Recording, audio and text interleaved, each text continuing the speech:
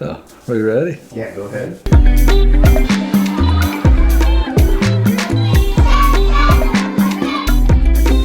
Anything we've done, you blame it on Tim Talley. Tim recruited us in probably 83, 84 to go to Uganda. We were visiting family, telling them goodbye. Heard on the news that there was a problem in Uganda. We found out that the coup that was taking place happened to affect the area where we were going, at Lira. Everything we owned was in the middle of the ocean being shipped over. 10 days before, and we end up getting on a plane not knowing where we're going. August 7th, we landed in Nairobi and drove across Kenya, and then We really kind of wanted to go somewhere where nobody else had gone. Phyllis and Becky were the two adventurous ones, and Tim and I were just following along.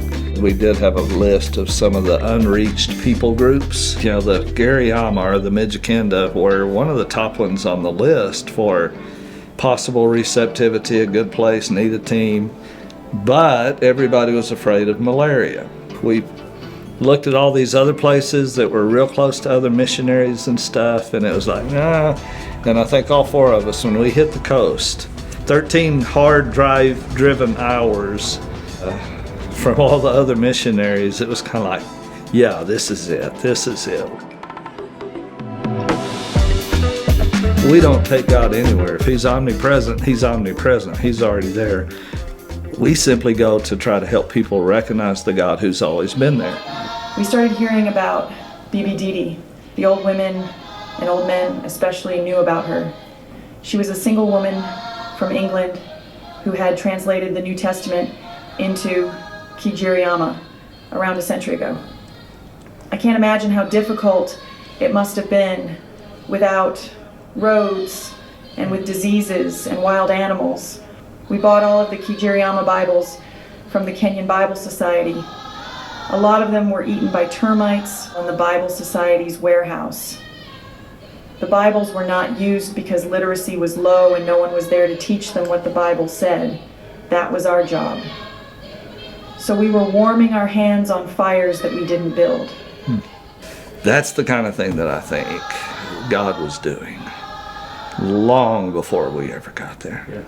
Yeah. And I think we did some things right, even though we didn't know what we were doing. Yeah. You know, I think looking back on it after 40 years, that learning the language and the culture and the narratives and the mythologies and all the different things of the Gariama, I think that endeared us to the Mijikenda people to the point that they began to say, "You're welcome here among us." We had malaria. Somebody in our family, one of our two families, were sick all the time. We shared their food, we shared their language, we shared their culture, but I think we also shared their disease.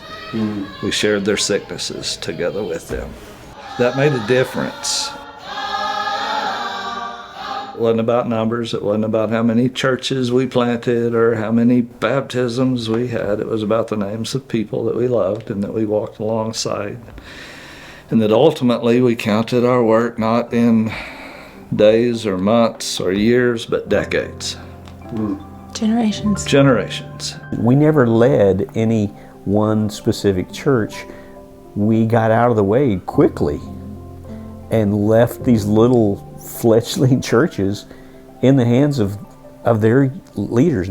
I think that was one reason that so many churches grew, and they began to plant churches that planted churches. It's pretty amazing.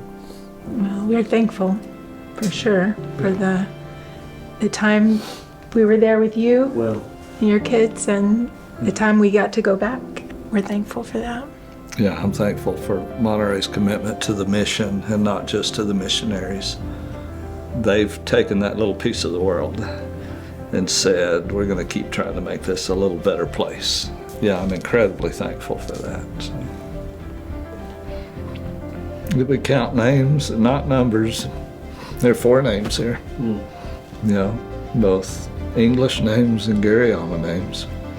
Yeah, and that's the most significant thing.